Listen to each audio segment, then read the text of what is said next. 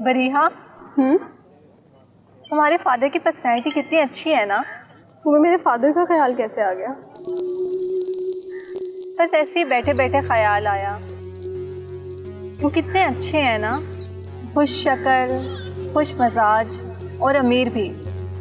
हाँ, इसमें कोई शक नहीं है, मेरे फादर दुनिया के बेस्ट इंसान हैं और वो सबके बारे में अच्छा ही सोचते हैं।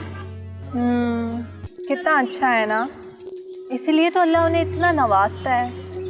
मेरी अम्मा कहती हैं कि दुनिया लेने का देना है। बिल्कुल सही कह रही हो, यहाँ पे आप जैसा किसी के साथ करते हो आपके साथ वैसा ही होता है। मैं तो ऐसा चाहती हूँ कि मेरे साथ भी ऐसा अच्छा हो जैसे तुम्हारे फादर हैं। जैसे कभी कभी मुझे तुम्हारी बातें बिल्कुल समझ में नहीं आती। मेरी बातें अक्सर लोगों को समझ नहीं आती, लेकिन मुझे अच्छी तरह से समझ आती हैं। तुम्हारी बातें तुम ही समझो। चलो उठो, लेक्चर का टाइम हो गया, चले।